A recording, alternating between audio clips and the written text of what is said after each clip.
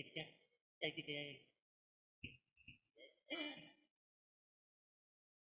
right, now looks like our tech is up and running, so we will call this meeting to order. Welcome everyone to the September 23rd, 2021 regular school board meeting. To start us off, would you please join me in standing and say the Pledge of Allegiance, please?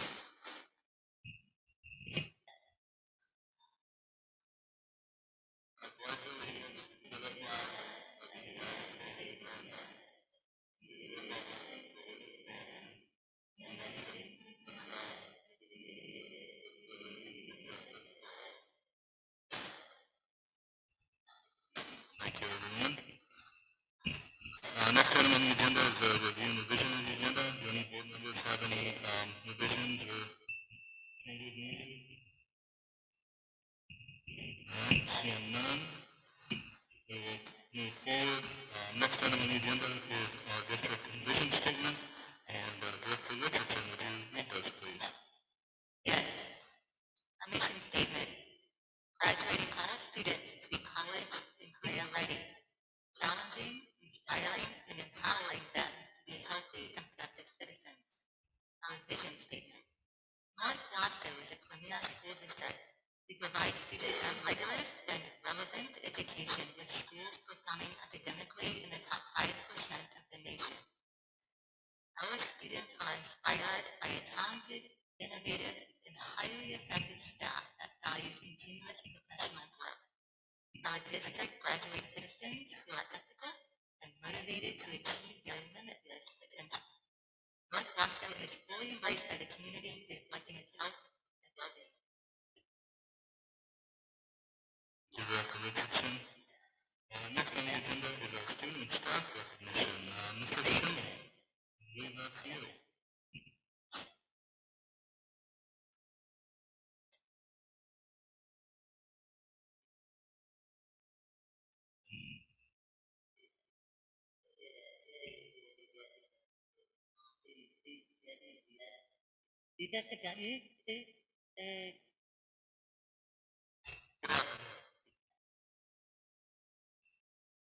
I am honored to present our new staff members. These are new staff since August 26th, which seems like a long time ago, through this past Tuesday. So we continue to onboard new amazing educators. So with the Chenoweth Elementary School, we are proud to announce that we hired Chloe Beeson as an educational assistant. Moving up to Colonel Wright, we have definitely not new faces to the district. We're lucky to hire 2 seasoned educators to fill a temporary position in grade 3. We have returning back to the district, we have Mary Ruth Strands and Yvonne Husky. And we're very fortunate to have their services this year.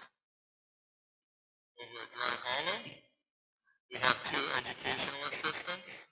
Recent hires, we have Elda Valenzuela and Ember Tybel, both educational assistants at Dry Hollow. Dallas Middle School, a bilingual family liaison. We were fortunate enough to hire Jonah Powell. At the Dallas High School, definitely not a new face or a new person, but a person that's been in transportation for numerous years. Dallas High School, Jay Wilson will be working as an educational assistant in the Structured Learning Center of the Dallas High School.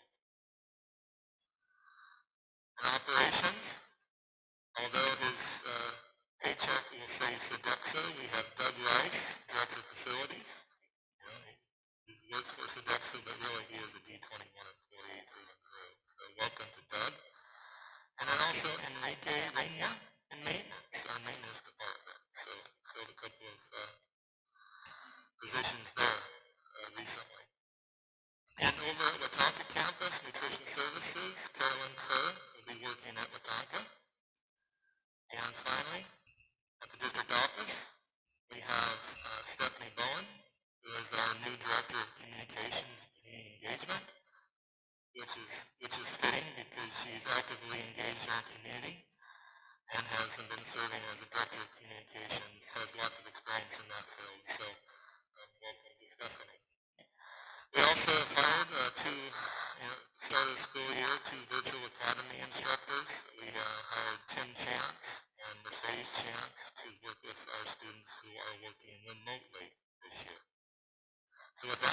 to welcome everyone new to North Wasco County School District, and we're looking for a great rest of our year. Thank you. Thank you, Mr. Kimmel. That's awesome. And welcome to all the new D21 employees. Next, one of my favorite times of our meetings is student representative reports. For the middle school, is the real Kaya here? Yep, okay. All right, so we'll have our high school representative, Sophia.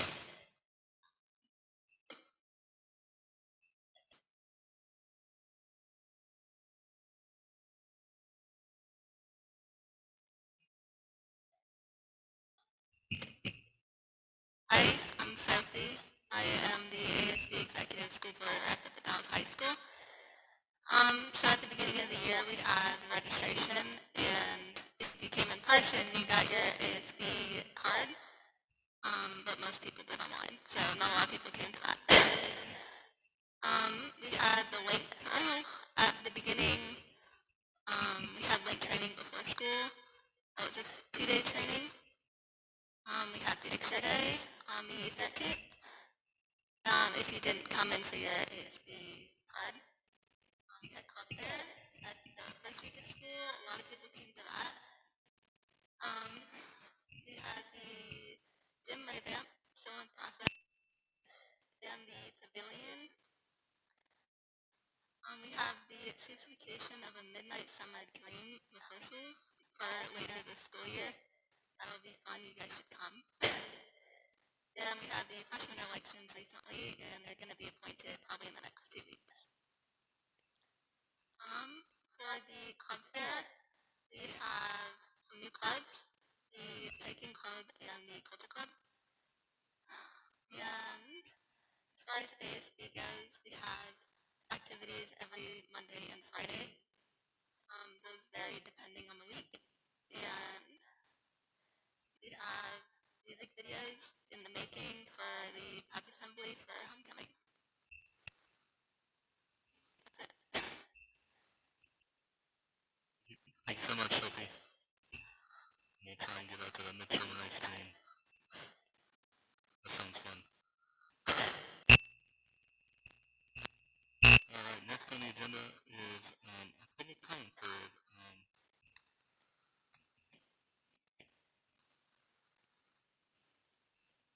So tonight I'll actually start with the ones that we received in writing. And the first one we have is Danielle Jones, and she writes, I'm highly opposed to requiring children to wear masks in school for multiple reasons. One of them being, there is no science or facts to back that it prevents COVID from being transferred. Literally says on the box, does protect against viruses such as COVID. I also know children that have been in tears over having to wear masks and being forced to wear them. Is against our constitutional right. It is illegal to force us to wear masks. I will not be having my children in school if this becomes a requirement for children to attend. Thank you, Danielle.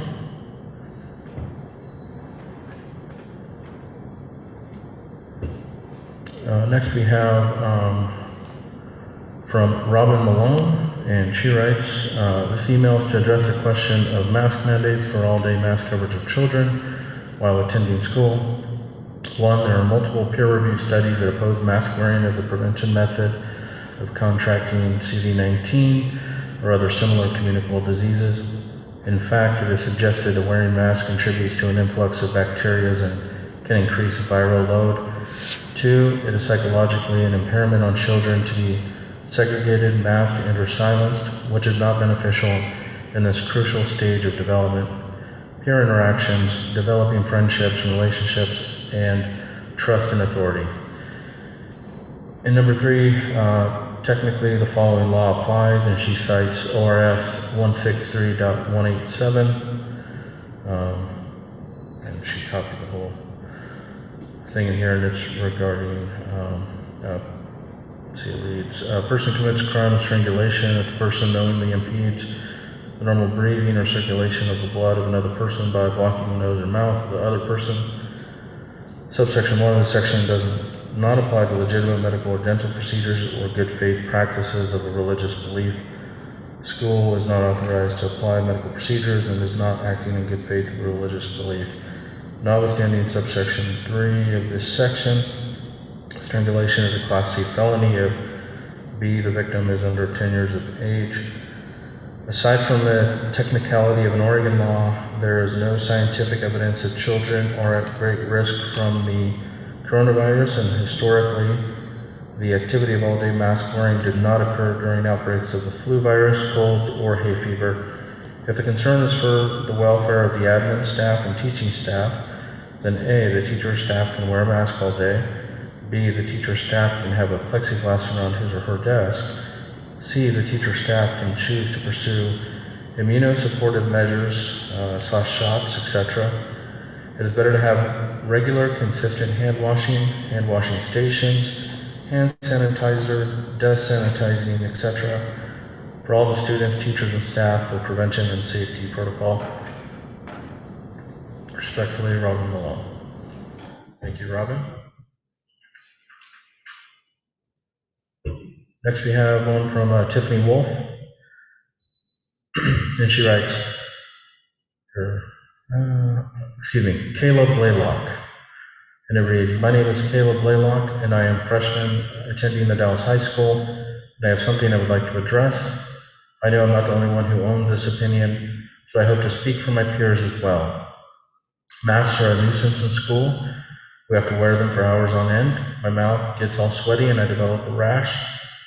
They aren't even that effective or comfortable, as well as not allowing for the proper breath outtake, which will keep carbon monoxide and moisture in the mask, which is dangerous and can grow mold and germs in said masks.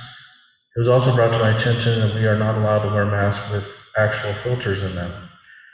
Many industrial and personal use filtration masks are much more comfortable and they actually work well as allowing the proper amount of air needed through the filters. I wish to change this policy, and I wish for schools to not force us to wear masks, and at the very least allow us to use masks with filtration systems. And I don't mean the little cloth filters, because those too block breath intake and outtake. I mean actual masks with sometimes electronic filters. These aren't too expensive, and as I mentioned, are way more efficient. Thank you for your time. Signed, Caleb Blaylock. Thank you for submitting your Caleb. Next, and finally, we have one from Tiffany Wolf, and she writes, I'm a mother of 3 children, one in kindergarten, one in 3rd grade, and one in 9th grade. I feel it's very important to share my opinion regarding the questionable decision to have our kids wear masks all day for school. I don't think it's wise to have children put masks on all day. First off, in order for the mask to be effective, you have to be sterilized every single day. I highly doubt that all the parents are sterilizing their children's masks every single day. Also, children are going to be getting their saliva all over the masks and touching them with their hands, which are then going to touch everything else in school. The little kids will probably swap masks with each other too. I think it could potentially pose even more of a threat. Also, my daughter gets so distracted by having it on and sweating in it that is taking her focus away from her schooling, and on multiple occasions, she has been brought to tears for being told to still leave it on. Forced daily masking, especially for children, is a violation of our medical freedom of choice and absolutely will take away from the kids' ability to focus on learning. I will not be making my kids wear masks, and I know for a fact that I am not alone. Please feel free to contact me regarding the situation, Tiffany Wolf. Thank you, Tiffany, for writing that. All right, that's all the written comment that was received, and I believe these were a carryover from our last meeting that were just after the deadline. Now we'll shift over to those that are here in person to make a comment, and I'll just quickly read. Speakers will be limited to a 3-minute presentation for the issue. Speakers may offer objective criticism of district operations and programs, but the board will not hear comments regarding any individual district staff member. Board chair will direct the visitor to the procedures and board policy KL/GBM, complaints for consideration of a legitimate complaint involving a staff member. A commendation involving a staff member should be sent to the superintendent will forward it to the employee, his or her supervisor, and the board. And when you do come up, just please state your name so we can get it all recorded as well. And tonight we will start off with Shannon Saldivar.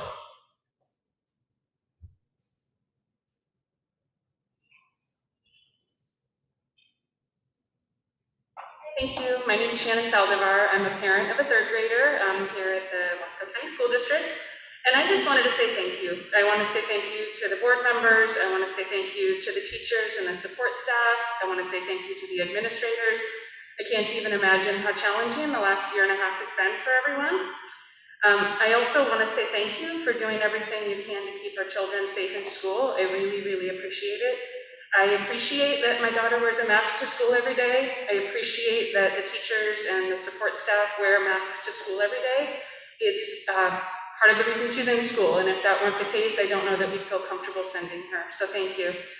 I feel that our district is prioritizing learning and safety of our children, which is extremely important for myself and others in our community. I had a chance, we talk with our daughter often about masks, started talking about it before it was mandatory and before we went back to full-time in-school classes. Tonight over dinner, I asked her how she's doing, right? We're 4 weeks into the school year, and she said, it's fine. It is not super comfortable, you know, it bothers her once in a while, but she's doing fine. She's gotten used to it, comfortable with it, and our family recognizes the importance of it, and just want to say thank you to all of you. Thank you so much, Shannon. Next on our list, we have Jennifer Gunter.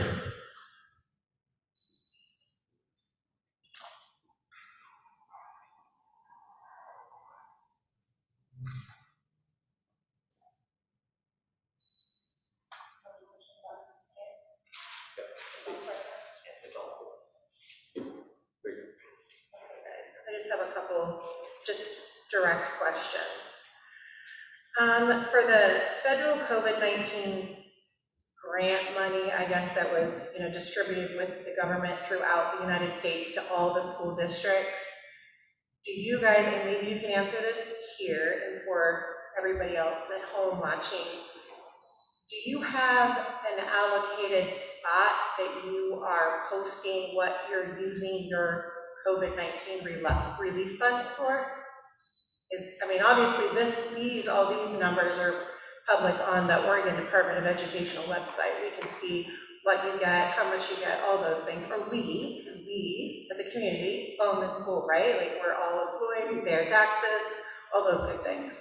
So I'm hoping to, I guess, give back some of my time that maybe you can answer that. Is there a spot that as parents can locate that as? Like your plan for that money, is that somewhere publicly? Is there a report that you're emailing out? Short answer is yes. Okay. And then long answer would be that in our financial report, actually, Kara does a wonderful job to kind of dictate. There's multiple ESSER dollars that have been given to us, as you probably saw online. And actually, she has been soliciting input for the ESSER 3 dollars, which is kind of the larger pot of money that we have received. It's kind of the last in the line of the federal monies that were issued out. Right. Okay. And then that is the financial reports as far as that for public to view, for those that are not here that are listening, where do they go to view that? As far as what you're saying, that the money, your financial reports, is that put online or the District 21 website? Yeah. Okay. And then my other direct question is, I know the superintendent and Mimi McDonald decided to install a new school policy that, I guess you could say, in regards, I won't say go against, but choose a different path for our competitive sports programs to mask the kids during sports practicing and competing. Is that something that's going to be looked at and readdressed, or are you just going to go straight across the board all year long? And then, I see you're shaking your head no, as it won't be readdressed, or no, you're not sure. Okay, so it's implemented for the entire school year then. I'm sorry. We are addressing it on a week-by-week Okay, great. Thank you for those answers, because I know just to put on the records and the minutes and all the video, we have still yet to get quite a few answers over the last month and 4 or 5 weeks, I guess, 1 month, 4 to 5 weeks, that I know parents have asked direct questions. When you answer those, because of the history of the board, they never get answered. How are you planning on addressing, the parents? Sorry, is that going to be like an email or? Sorry, I keep looking.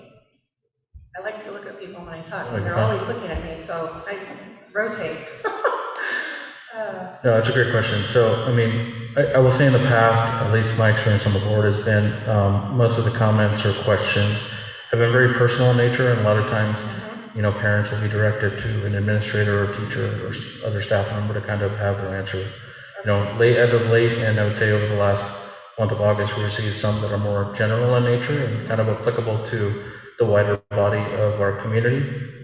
And so kind of with that, I'm sure you saw tonight that Stephanie Bowen has now been hired on as our communication director for the district. Very much so one of the tasks that she and Superintendent Report are working is kind of having a Q&A, more of an FAQ section or so on our website. Okay. So, sorry for the feedback. So that as we do get some of these kind of broader questions that are not just applicable or to a specific family, that is going to be the landing page that we're going to be able to address that. So over the next month, that is one of the items that they're going to be tackling, and kind of more to come, so that, because we have not done a good job historically.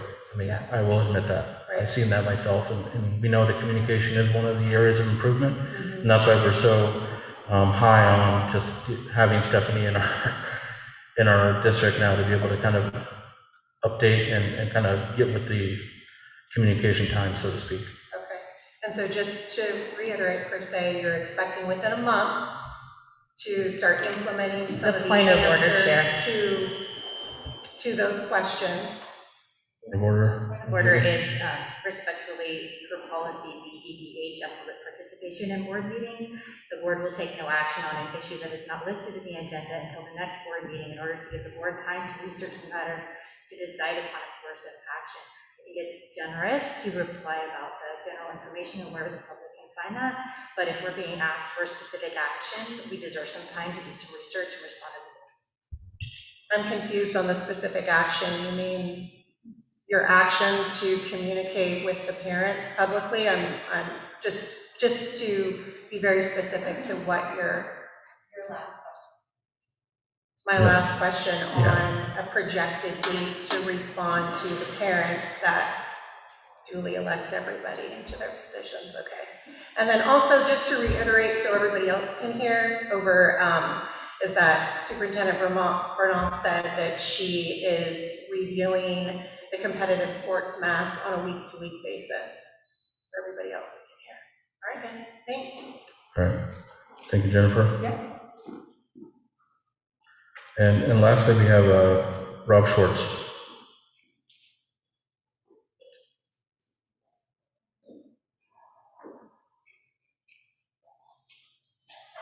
Hello again, Dr. Schwartz here. Before I say anything, the last time I was here, I asked about answering a host of questions, and you said this would be the night to do that. Will you be doing that? The first time we had a meeting, a lot of questions were put out. I didn't go to the second meeting, I went to the third, and I asked when or where I could find answers to questions that the public had posed. And you said tonight, this meeting, you would give all those answers. Yeah, and our update is that we're going to be posting those on our website and answering them so that the broader community can have the full kind of Q&A to all that was asked in the month of August. Next, I wrote quite a long letter to you, and I didn't hear it being read at all. After the last meeting, there was a lot of false information given, and I only had 3 minutes to respond, and I wasn't even going to talk about that issue. stuck to it, and I wrote quite a long letter and backed it up with CDC, the American College of Pediatric Physicians, the American Children's Hospitalists, and I didn't hear you read it at all. That might have been a confusion. We all read it as a board and distributed it to the board. If it was meant for public comment, that was not understood then on our end. So I don't have a printed copy. So I guess you want me to then shift to reading it and. Yeah, that would be great. Okay. I'll step down and come back when you're done. Excuse me? I have it here. Yeah. If you would like it read. Yes, please. Okay. Thank you.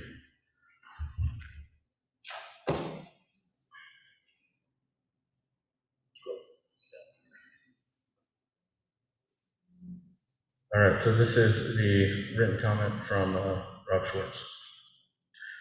Dear board members, I'd like to thank all of you for being open to listening to all the parents and public interests and also being so patient. The parents have been very concerned as of late for many reasons stated below, and the fact that the school board is willing to listen to us is a great start to our communications.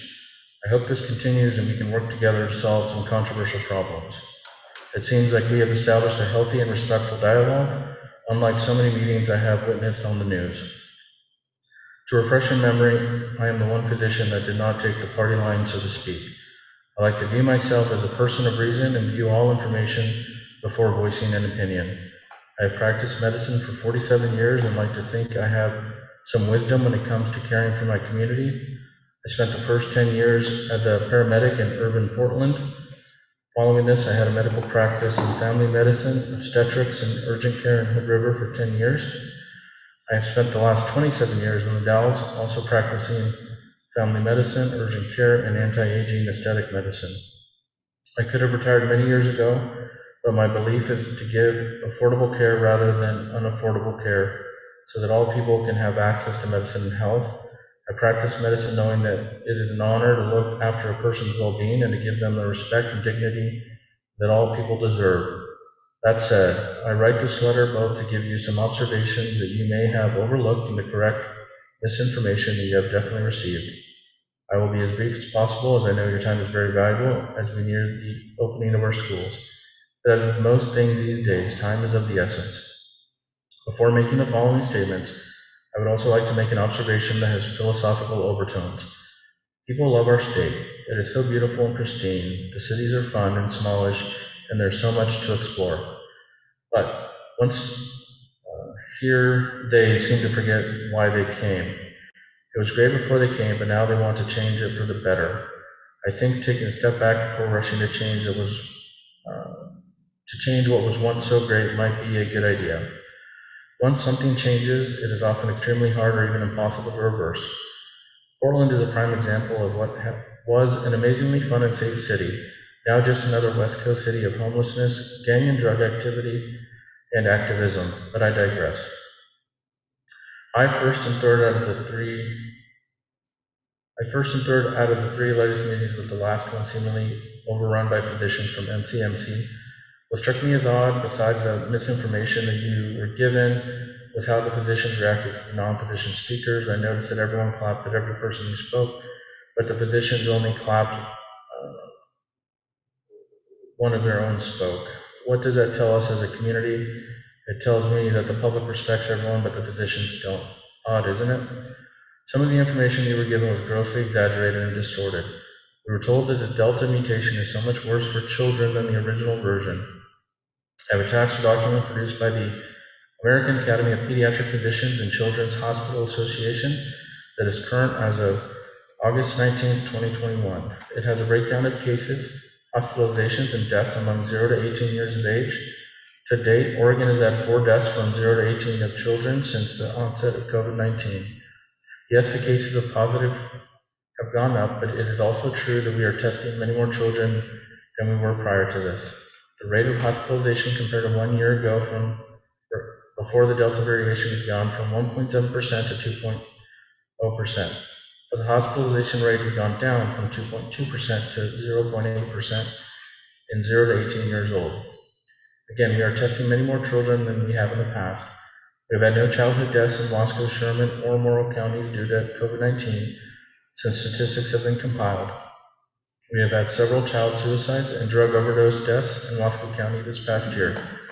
So according to the logic used for COVID, we should drug test all children and give them anti-abuse to prevent overdoses and make all children make mandatory antidepressant medications. I listened to one physician at the meeting say that he never saw so much disinformation about any subject other than COVID-19. I would say to my colleague that we are in a time that anyone, even respected scientists or physicians that say anything not approved by the CDC or NIH are literally taken offline. 6 months ago, if one was to even speculate about the origins of COVID outside of a wet market, they would be banned from many sites. Tech companies are working in concert with government and political organizations to suppress information. It does not take a rocket scientist to see clearly on this subject. If we cannot have discussions of alternate views of anything, then we are entering into a totalitarian system of information. I made a quick point at the meeting stating that we as physicians have been adamant about taking certain medications and following specific models of disease, but given time, realized how wrong we were. Many lives were needlessly lost or people becoming disabled because we were not allowed to dissent or at least discuss possible problems with these models. Thalidomide, Provera, Premarin, Bextra, Cylert, Duract, to name a few of the many medications, and of course lockdowns, drug addiction, diabetes, nicotine addiction. I listened to other physicians state how our hospital is stressed from the pandemic, but if you look a little deeper, there are more reasons than that. Our hospital has the lowest ICU bed count per capita than any other county in Oregon. We have an exodus from nursing staff that do not want to be mandated to take vaccinations. I'm not giving my opinion on vaccinations, just reporting facts. One fact that has been overlooked is that the armed services have had a total of 30 deaths from COVID, but have had over 50 adverse effects per day from the vaccinations. Another fact is that the H1N1 vaccine was stopped after having just 50 adverse effects in total, but the COVID one that has now had almost 7,000 fatalities is still pushed to all over 12 years of age. Lastly, vaccinations have been the main cause of mutations in the population. It is similar to the overuse of antibiotics, causing superinfections. We need to think carefully and thoughtfully before we embark on a one-size-fits-all medicine. Not one physician discussed the real issue, immunity versus non-immune. If people are tested and have positive antibody levels, and more importantly, T-cell levels, they are fully immune and cannot get or pass on this disease. It has nothing to do with being vaccinated. I'm not saying do not vaccinate, but choose who needs a vaccine and who does not. This way, we do not have to be vaxxed or non-vaxxed. This is a politically motivated and charged subject, but it is based on false information and is causing yet another split in the population. COVID, antibody, IgG, and IgM, and more specifically T-cell levels, are the correct way to discover if someone needs a vaccination or not. How many times in the last 2 years have you heard information change as we have learned? Unfortunately, the only information we hear as Americans has been along a party line and not based on science. Even most of our physicians have succumbed to it. I have enclosed a scientific paper just published by the government of Israel stating that immunity is 13 times greater in someone who has had COVID than in the vaccinated population. I offered a simple solution to masking, utilizing a face shield which covers the eyes and thus is more protective than the mask while allowing people to breathe freer and show facial expression. I heard another physician talk about how children can learn about social skills just with the use of eyes, but even many teachers last year stated to me that that was a year they did not get to know their students. All the pediatric studies show how important it is, especially at a formative age, to learn how to discern facial signals and bond with their peers. I've enclosed a study of masks versus face shields. What I really wanted to discuss with the last meeting was the core curriculum to understand if we were continuing to improve at math, science, social studies, and English, or will we be dumbing it down to increase our graduation percentages. I also wanted to know how much CRT/equity, if any, would be seeping into our schools. I agree that our core social studies programs have typically been poor at best, but I would much rather see all the good in our society represented by how much the minorities have given to this country. I hope I've given all of you something to ponder and reflect on before we agree to follow blindly along with the OHA and National Teachers Associations. Respectfully, Dr. Robert Schwartz. Thank you, Mr. Schwartz.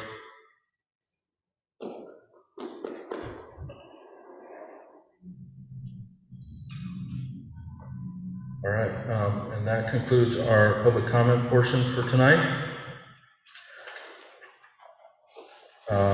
Next item on the agenda is the consent agenda. Any discussion or comment from the board on the 4 items that we have? There are the minutes from our August 12th, 2021 listening session, minutes from the August 19th, 2021 board work session, and meeting minutes from the August 26th, 2021 regular school board meeting, and finally the updated personnel report. Chairman Aparicio, there's some Scrivener errors on the August 12th listening session that I saw, and that's all I saw. I didn't see anything else. The first error on reopening schools, Dr. Bernal presented an update. I think it should be update. Just leave the S off. And then there was one other on the next page. Under Jennifer Gunter parent, and it's the fourth line says she noted that Mrs. Richardson stated that many of her peers, it should be were and you have where. Those are the only two mistakes I saw in the whole thing, but I could have missed some. It's a long stuff, a lot of minutes. Okay, thank you, Director Nelson. Did you catch those, Cindy? Okay. Any other comments other than the few corrections from Director Nelson? If not, I will entertain a motion to approve the consent agenda. I'll make that motion as amended, approve the minutes and the consent agenda, I mean, with those minutes amended. Do I have a second? Second, Director Jones. All right. I've got a motion to approve the consent agenda with the corrections mentioned. All in favor, please raise your hand and say aye. Aye. And the chair votes aye, so motion passes. All right, next is our board action calendar. And what I would like to do is, knowing that next month we are geared up to have our retreat, is to kind of find people's availability. So we have 5 different, typically we have our retreat on a Saturday, and we have 5 that are upcoming this month. If you guys have a chance to think about what date works best for everyone. I did reach out to all the board members to find if there might be a date that all of us are available, and I was able to come up with Sunday, October 3rd. Seems to be the best date for everyone as far as the board goes. Okay, thank you, Director Stevens. Was there a secondary date? I just want to make sure we give at least a couple dates to Superintendent Bernal so she can get queued up with all the rest of the administrators. I can't speak for everyone else, but myself and Don Rasmussen only have Sunday, October 31st available in October for a weekend.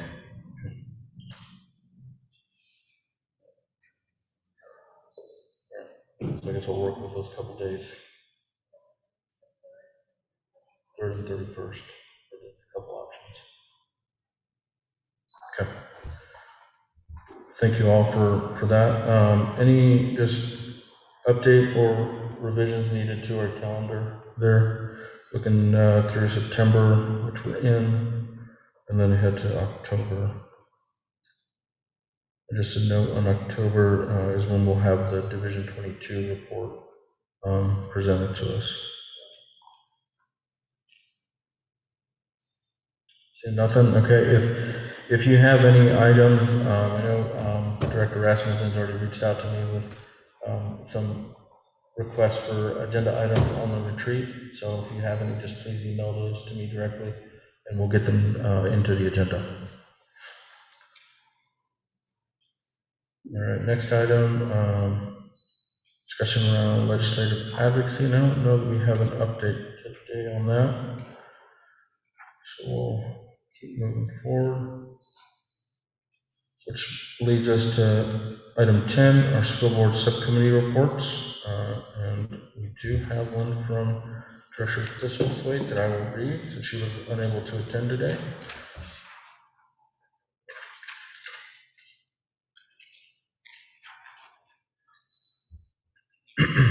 And her update for the D21 Education Foundation is North Wasco County Education Foundation is holding a fundraiser tonight. That's why she's not able to be here tonight at the Sunshine Mill Drive-In Movie Theater. So I could not be there and apologize for double booking. The foundation is working to raise $7,000, which is what they need to offer 2 rounds of classroom mini grants over the 2021-2022 school year. Speaking of the mini grants, the request for proposals is open right now, and teachers and staff in the district are welcome and encouraged to apply by the deadline of October 1st. Mini grants of up to $500 each go to fund teachers and staff who find better ways to teach, new subjects to explore, or to purchase needed enrichment supplies or equipment. If community members would like to donate to help support that program, then go to www.northwascoed.org and make a secure donation. Thank you. Let's see, next, any update from the community outreach team, Director Stevens?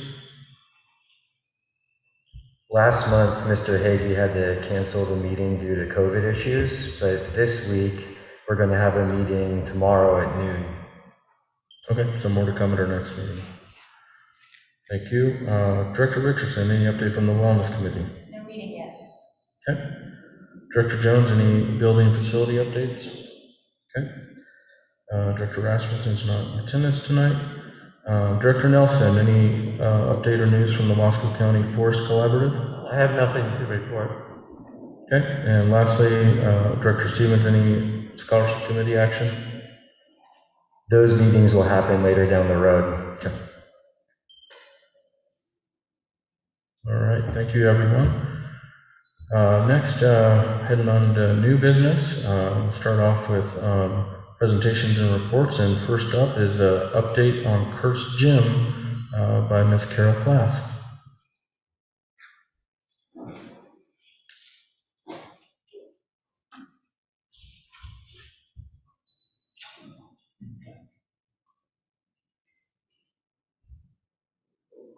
Thank you. My copy of this presentation is sitting on my desk where it belongs, so I'll have to read from there. Giving you a Kirk's Gym update, I do want to remind everyone that there's 2 projects actually happening at the high school.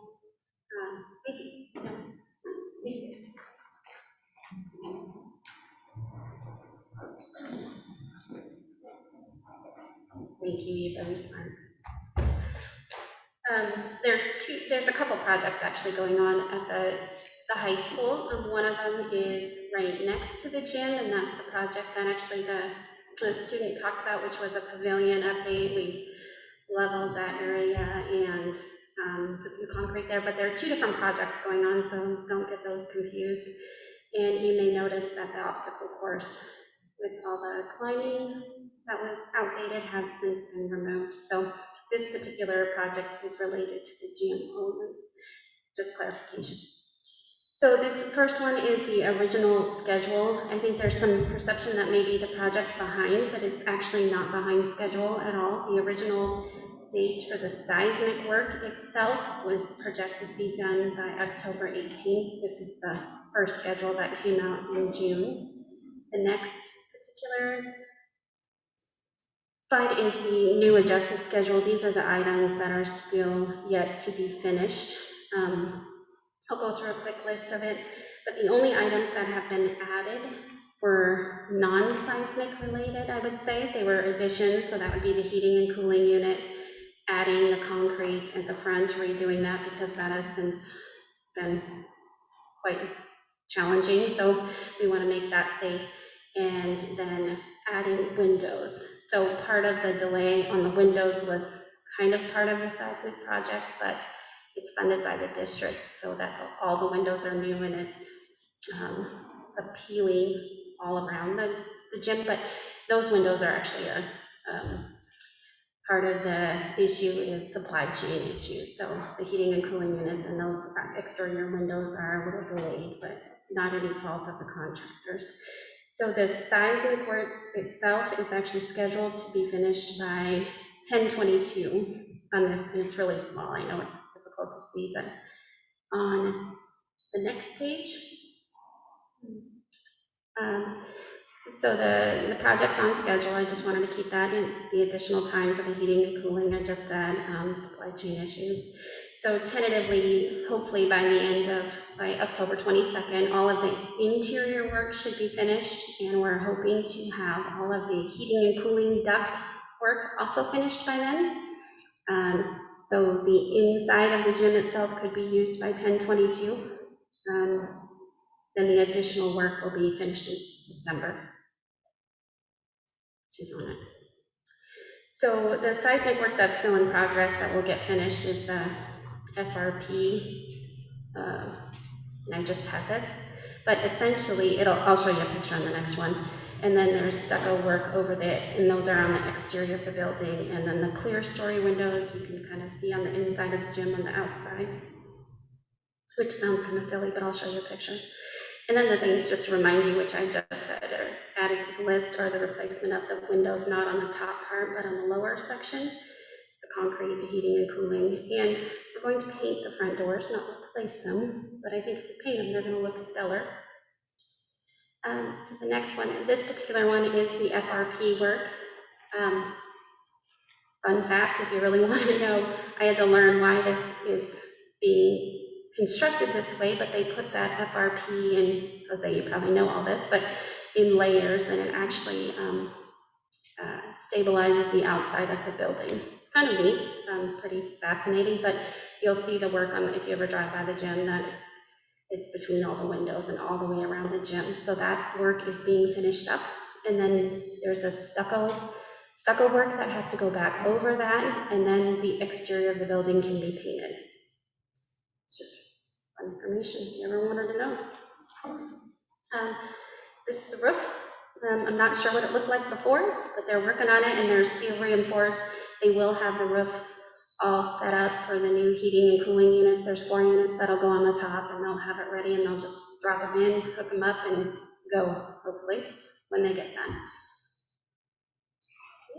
And the interior, this is, I think it's going to look really snazzy when it's finished. This is varnished, but it's the middle of the gym and the top ceiling that you can see. I think previously they were covered windows that were kind of black and dark, but now they're finished wood. That third picture on the side, you can see the ugly heating units that they will soon be taking out. Those are the ones that are going to go and we'll have a party. The inside is looking very nice. They actually finished the front carpet today, but the picture doesn't actually do it justice, but when we reopen the building, you'll be able to see how beautiful and shiny it is. That particular section is a door right on the inside around the corner. There was a door there. We have since removed it because it was kind of difficult to get it put back in right, but looks really great. They're repainting the inside and just showing you the handrails are repainted, makes it look really snazzy. And that color's fantastic, if you want to know. Just throwing that out there. This particular, the windows that were removed in all these sections were actually had the asbestos filling in between each of the windows, so that work had to be done. So right now those windows are covered right now, but they should come in very soon, is what I've been told. Those were just waiting on the work. And another interesting thing, the contractor, and I would love to tell you his name, donated the toilet because he didn't want to put in the old one, so giving him kudos, and I should be able to tell you his name, but he's a local one. I even chatted with him, nice guy. And the high school staff actually are hoping and asking for us to fix those windows so that they can use the ticket windows again. So the district staff will probably do that. That won't be part of the project, but just including those because I think they'll look really nice.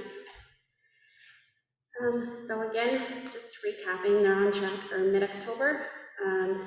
Just a note, those heating units will be removed before they leave in October because it's difficult to get a lift in there.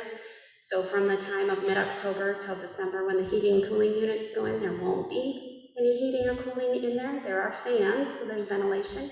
If for some reason it were to get cold enough, we would have our facilities staff put in individual heating units to make sure the plumbing doesn't freeze. But so far the project's on task and ready to go. The December date, the only thing holding that up is heating and cooling and the color matching windows that the district is funding.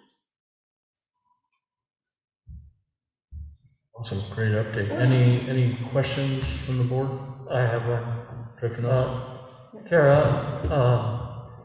this wasn't part of the board packet, I don't think.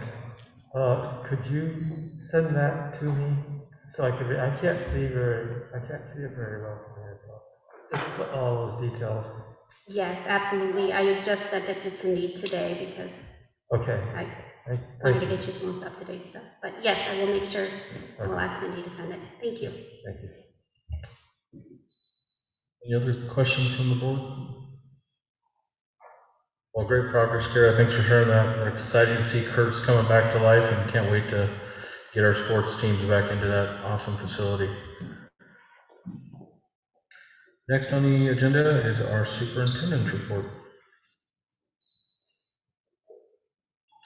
All right, thank you for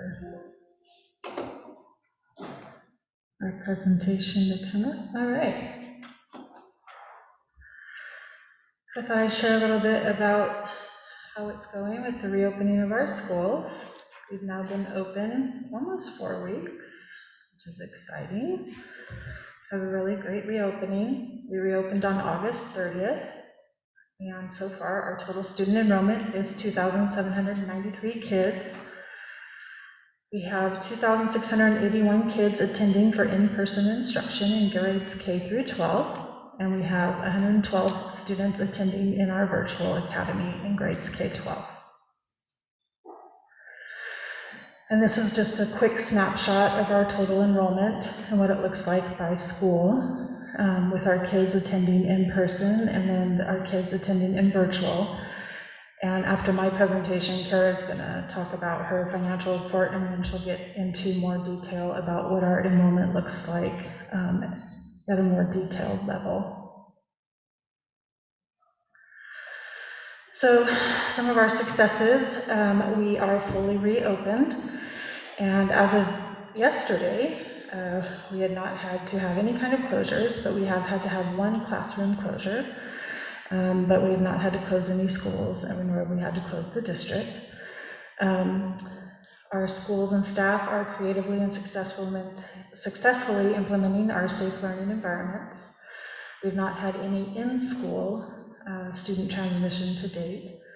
And we really are working collaboratively together as a team and being solution-oriented when problems arise, and we are remaining student-centered. Our challenges right now, staffing shortages, but really that's not a North Wasco School District problem, that's not a Oregon problem, that's not a US problem, that's really a global issue that's going on everywhere, not just in school districts, but in many industries around the world. So community spread of the Delta variant, it's a huge challenge. Outside school transmission and having students in quarantine, it's a huge challenge. And then contact tracing time demands on our building administration and our school nurses is proving to be very challenging. Some key terms to think about as I continue this presentation.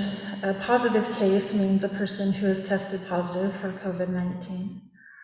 A presumptive positive means a person who is presumptive positive refers to a close contact of a confirmed case who is exhibiting symptoms but has not yet been formally tested. Somebody in quarantine, a period of isolation for individuals who may have been exposed to COVID-19 or had close contact with someone with COVID-19.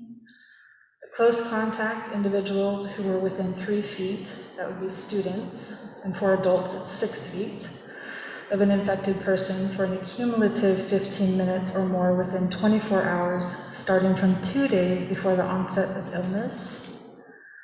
On-site exposure is COVID-19 contracted inside of our schools, and off-site exposure means COVID-19 was contracted outside of our school. And then before I switch to our next slides, I do want to talk a little more extensively just about the contact tracing process itself from really an administrator's viewpoint, and really what it takes to contact trace. And how much really time is involved and how extensive the process really is. So I invited Mr. Rendell to come up and just talk a little bit about that process.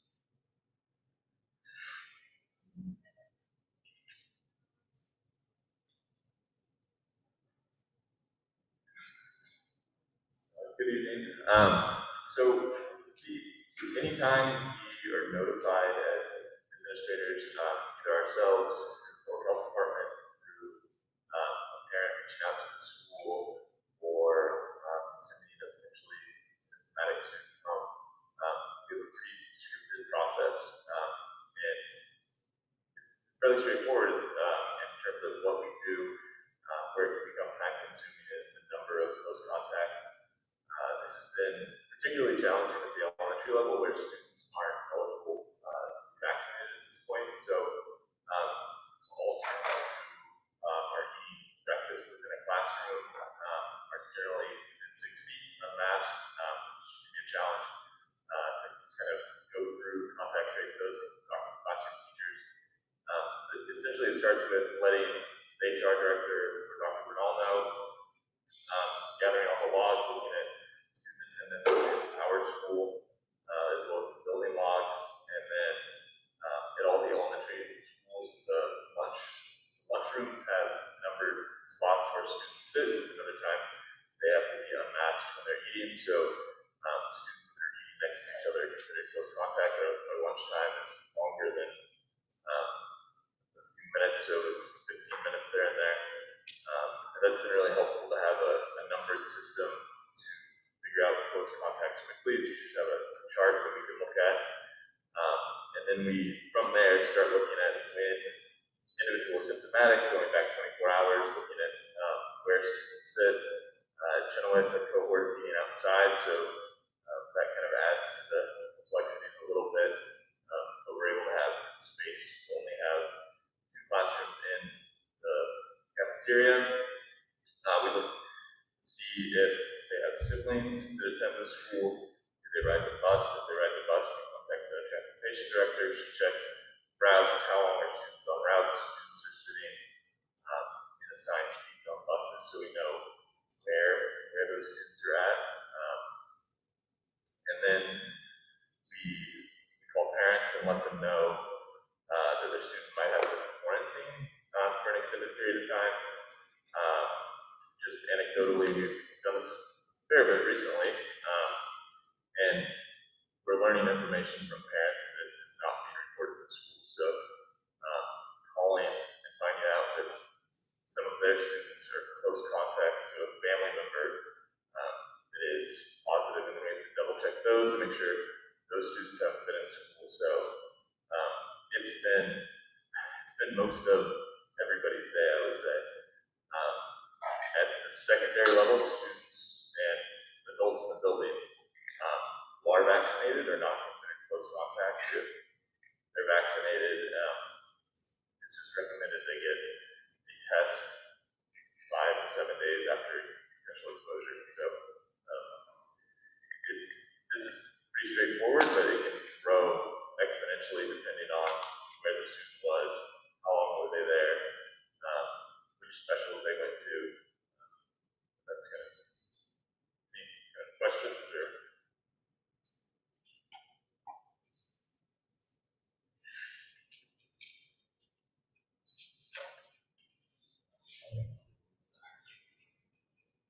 No questions from the board? Okay. Thank you, Mr. Rendell. So it's a pretty extensive process, and I will tell you, all of our administrators have been contact tracing and chasing COVID every single day, probably since school has started. So the next chart I'm going to show you are just by school site and the number of cases we've had just since we have started, and then the number of students we've had in quarantine just by week. And to date, and through our contact tracing and working with public health, because we do work with public health directly, through doing all of our contact tracing, to date, we have not had any on-site exposure in any of our schools, which is really great, because it means that inside our schools, our mitigation measures are working to stop the spread inside our schools. So what we're finding is a lot of it is community spread, so that it's happening outside of our schools. So this is Chenoweth Elementary. And then the number of students in quarantine, this is always a rolling number. So you could have kids in quarantine 1 week that roll to the next week, but then some that drop off 1 week to the next. So it's not that it's a brand new number each week. So that number is always in fluctuation. So this is Chenoweth. This is Colonel Wright. This is Dry Hollow. This is the Dallas Middle School. This is our high school.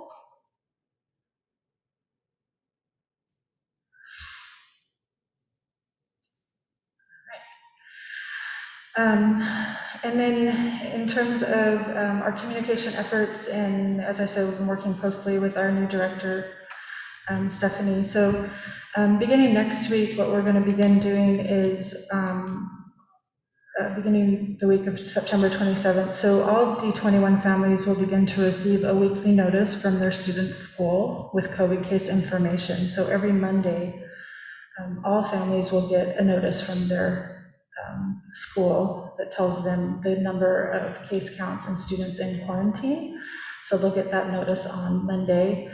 But then directly impacted families will continue to be notified immediately through the contact tracing process. So when there's a positive case and you are directly impacted, you will be notified right away, because we have to notify you right away if you're directly impacted.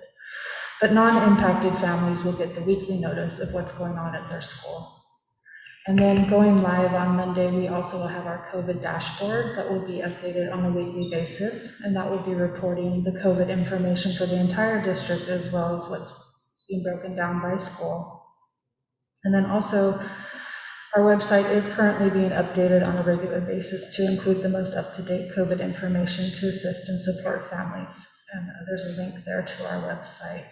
If you click on that link, you'll find a lot of current information that we've been updating these past couple weeks.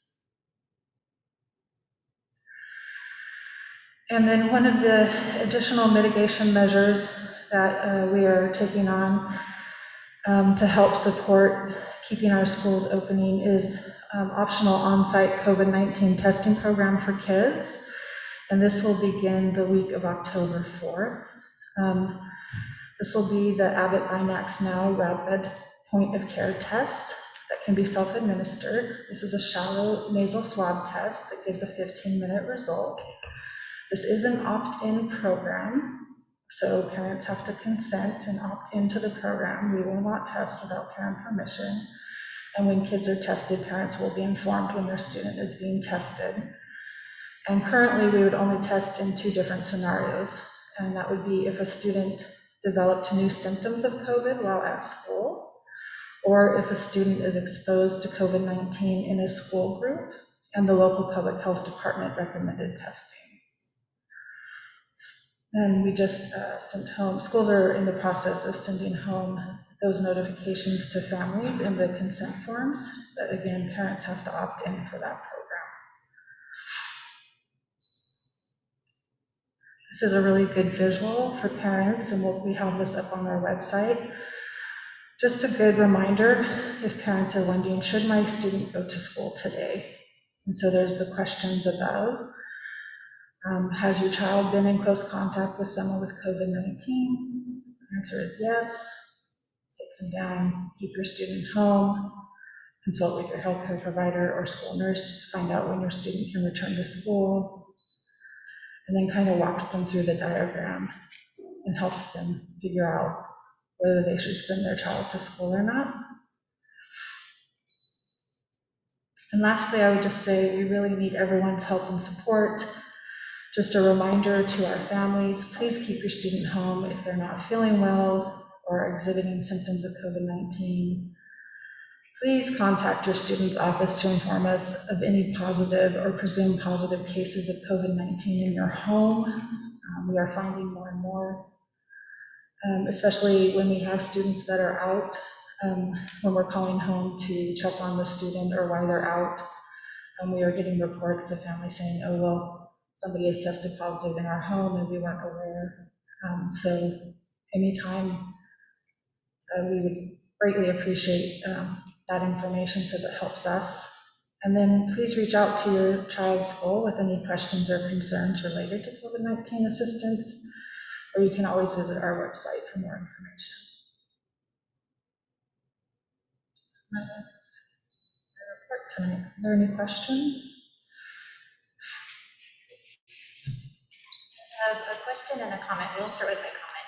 I want to just give a shout out of my appreciation to all of those efforts and Principal Rendell and all of the hard work. You know, when we set out our primary goals to kids in school, and it's absolutely remarkable that you've been able to stand up public health in the middle of a pandemic and track these kids. My question, and along that line, there's been a lot of publicity on the second largest high school in Oregon, that's Wasco bus that shut down and quarantined kids for 4 positive cases, which is maybe just speaks to all the work that you guys are doing.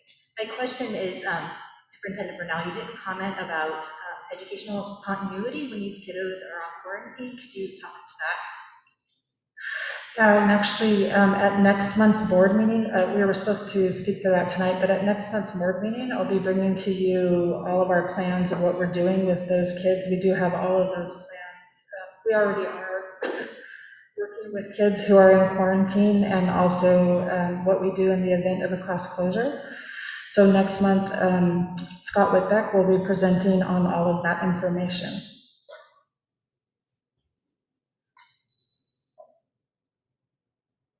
Any other questions or comments from board members? I guess I would echo the same, Director Richardson, just huge thanks to all the administrators. You know, as Director Richardson said, I mean, our focus in the summer leading up to the start of the school year was kiddos every day in our buildings as best we could, and I think we're doing that. So it's all a result of your guys' efforts day in and day out, and like even on the weekends, as Mr. Rundell enlightened us on. So thank you for everything you guys are doing. That's huge. I know last Friday we had the opportunity to walk the high school and the middle school, and it was just awesome to see kids in the environment that they're most comfortable in, which is our classrooms. So Ms. Harris, thank you. Mr. Evans, thank you for showing us around last Friday. That was really cool to see, and also just kind of the efforts that we're doing to keep kiddos in our classrooms. So thank you all for that. Our next report is our Chief Financial Officer report. Carol Flath again.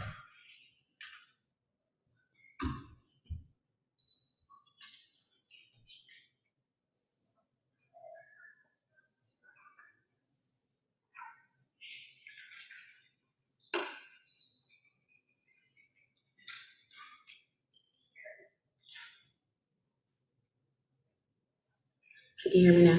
Okay. In your financial report, the statements haven't changed much. We're still closing year end, being fiscal year 2021. You'll see at the current moment, we're still projecting about $400,000 in our general fund budget. Still waiting on a few things, particularly for service revenue and a little more taxes, because it goes through for another 90 days after fiscal year end, so we're still collecting for a few more weeks, and then we should be able to close that. Either way, the current status of the general fund is positive by $120,000. I'm running the right sheet. which is good news because, again, we adjusted our revenue collection, so there were only 11 state school fund payments last year. So in theory, if we were continuing to book revenue that way, it would have another one, so it would have a much substantially larger amount, but I think it's important to get that all within the same fiscal year. It keeps it cleaner. The item, I'll go through just the financial statements first. And this particular document is the federal information that is included. One thing I will note is that all of this financial reports are included in the school board packets. As I'm working with the new communications director, we have talked about putting them on a website for the business side so it's easier to find. So point taken. I will get working on that with Stephanie. So just to quickly regroup what the federal money spent, there were the 3 ESSER dollars. There's ESSER 1, 2, and 3, not incredibly intuitive. And then there were the CDL funds. The district has spent all of ESSER 1, which was $760,000, primarily on technology and staffing. The CDL funds, which were comprehensive distance learning, were part of ESSER 1. That's $166,000. It was all spent primarily on distance learning software, technology, Chromebooks. We did also have allocations to both of the charter schools and St. Mary's in both of those 2 buckets. And then ESSER $2 are the ones that started. We started really expending this fiscal year primarily for staff. As you know, the declining revenue and same staff, we use some of those funds for that, and it's also some allocated for communication technology, and there's still an allocation for Mosher and Riverbend. ESSER 3 is the other one that I am continuing to take feedback and input from both staff and community members and school board members, or anyone in the public. Feel free to email me any thoughts or ideas, but we are expected to have a preliminary plan to the Oregon Department of Education by the 20th of October, which we're working on, and it's a very general preliminary plan. Within ESSER 3 is a requirement that 20% goes to unfinished learning. So we are still working on that, and the only portions of ESSER 3 that we have spent was for our summer school funds. As you know, we received state dollars for the summer learning and enrichment, but it had to be matched 25% by another funding source, which we used the ESSER $3 as part of the unfinished learning. So there's a quick recap of that. In next month or the month after, you should see just a preliminary plan for our ESSER $3. In the financial write-up section, I'm playing around with information to see what sparks people's interest. I'd like to do a fiscal year-end financial report.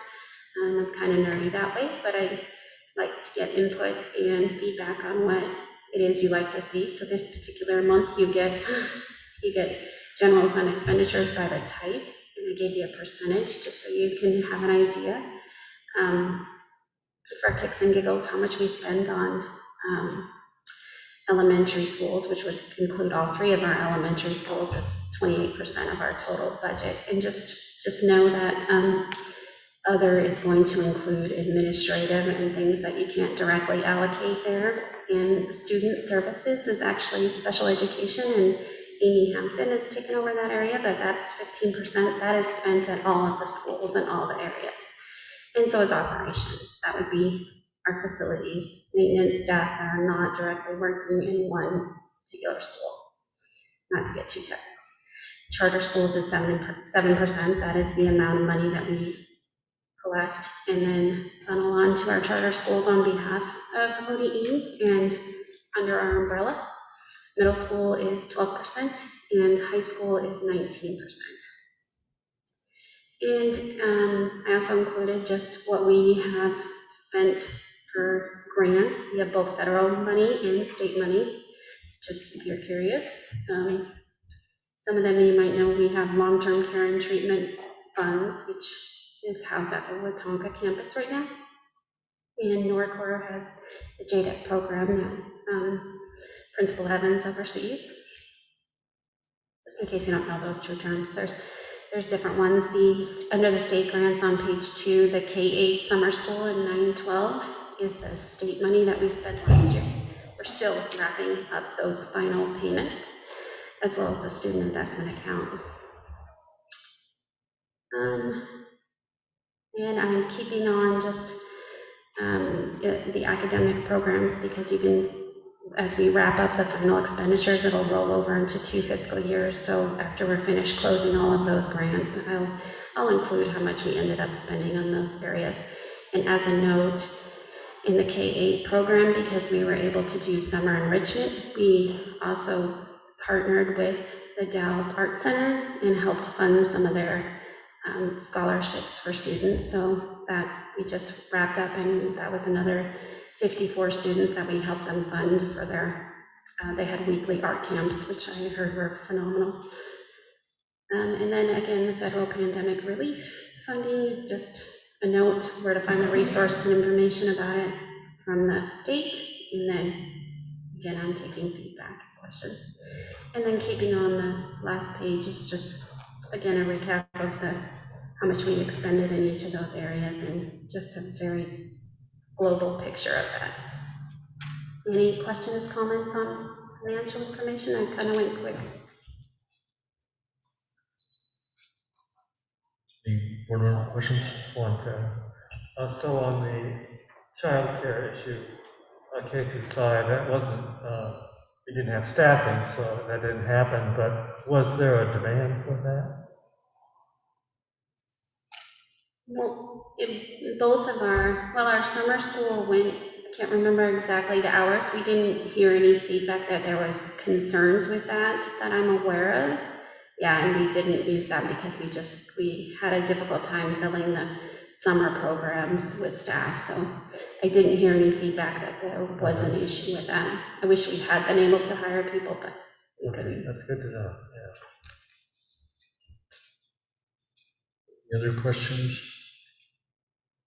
I did just kind of scheduling related. Is our audit started, or is that coming up for fiscal year end? Audit? Audit, Okay, yeah. sorry, I didn't miss the word. Yes, we are starting the audit work with Brendan Reagan we're using again, yes. Okay, cool.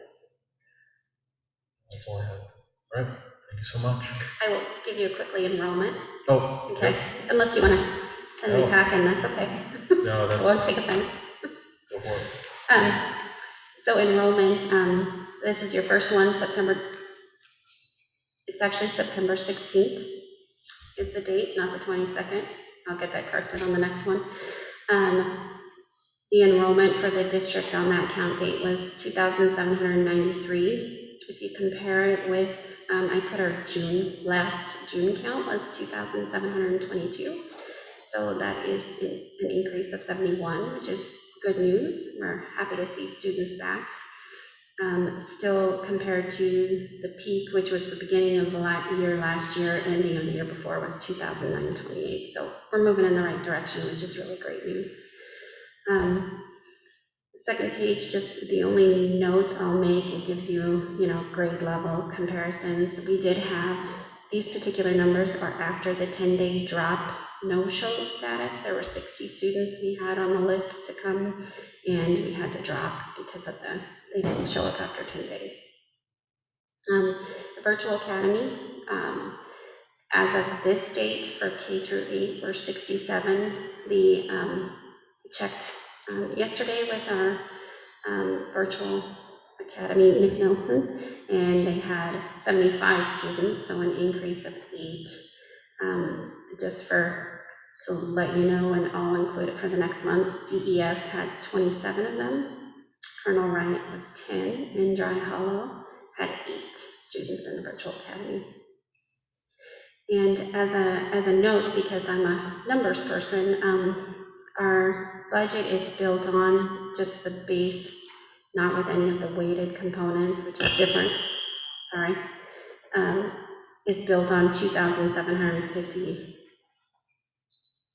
Yeah, 2,759 students, no, 2,840 students, and we're at 2,793, so we're only at 47 short. We still have some more time before that count actually goes in, but that's good news. Last year it was more like 90, so we're going in the right direction, and of course a budget person is only looking at that, but it's great news. Kids are in school.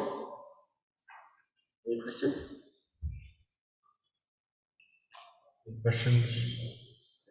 That was kind of my question. So the 2793 is not what we're sending to ODE. We still have a few weeks, I think, right?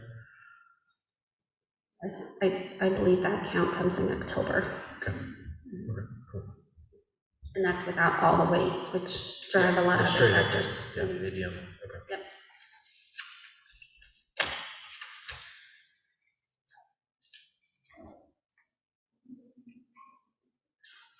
All right, our next report is our board attorney's report. Mr. Corey.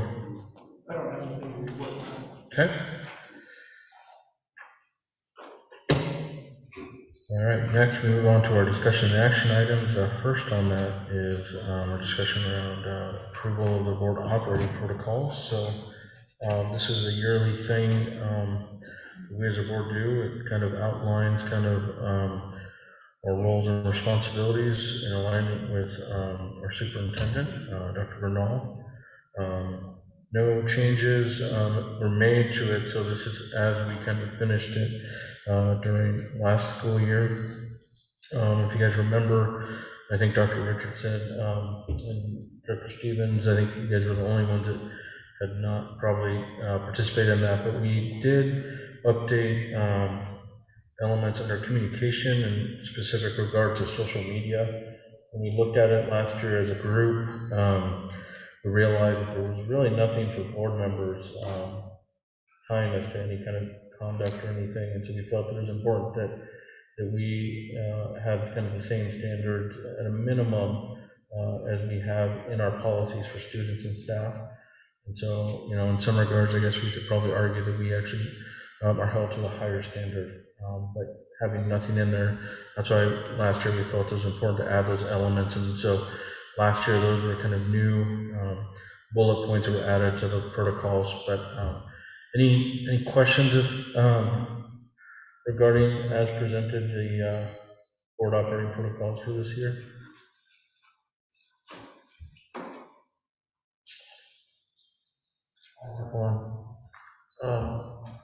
Dr. Richo, on the practice efficient decision making at the bottom of the last page, it specifies that,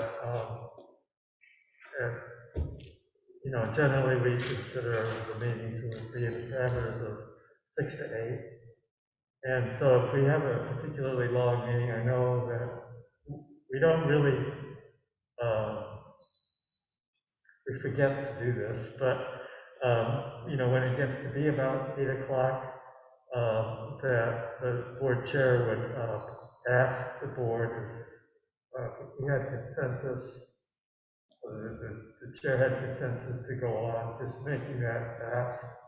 And I know I, when I was chair, often didn't do that. But there it is.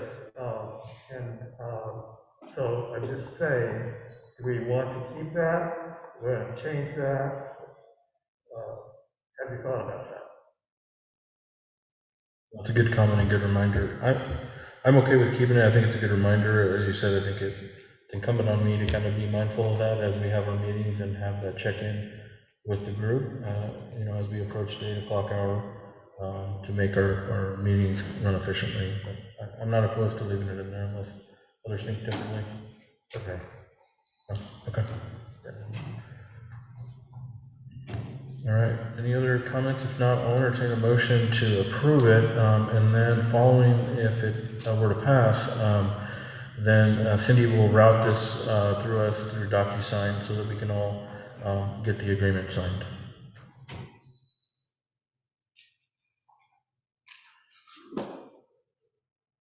Any motion?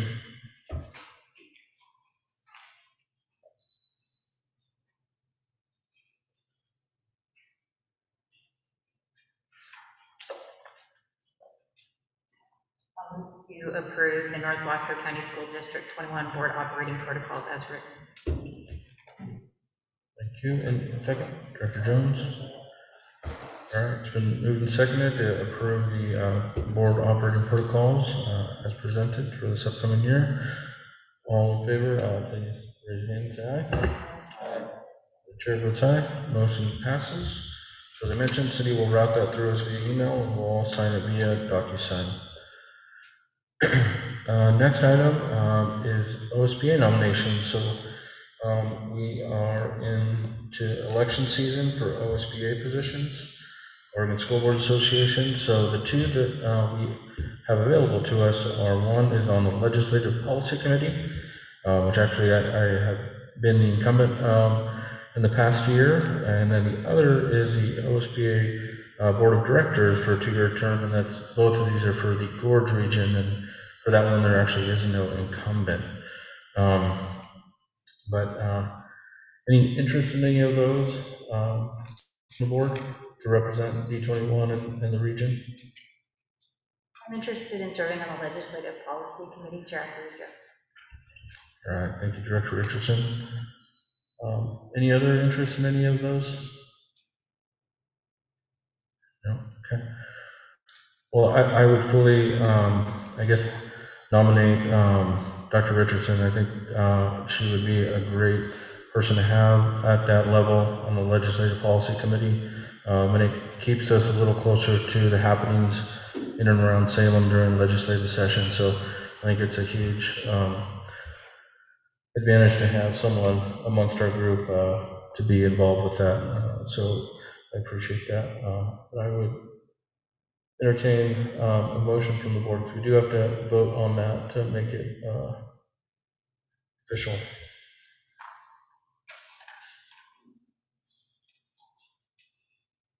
Director Nelson? So, are you ready for a motion? Yes, please. So I'll make a motion to appoint Director Richardson to the Legislative Policy Committee. Great, do I have a second? Director Jones. All right, we're moving seconded to nominate Director Richardson for the Legislative Policy Committee at the OSBA level. All those in favor, please raise your hand and say aye. And the chair votes aye. All right, so Director Richardson, we'll make sure we get your paperwork submitted so that you're in the running for that election and that position for the Gorge region.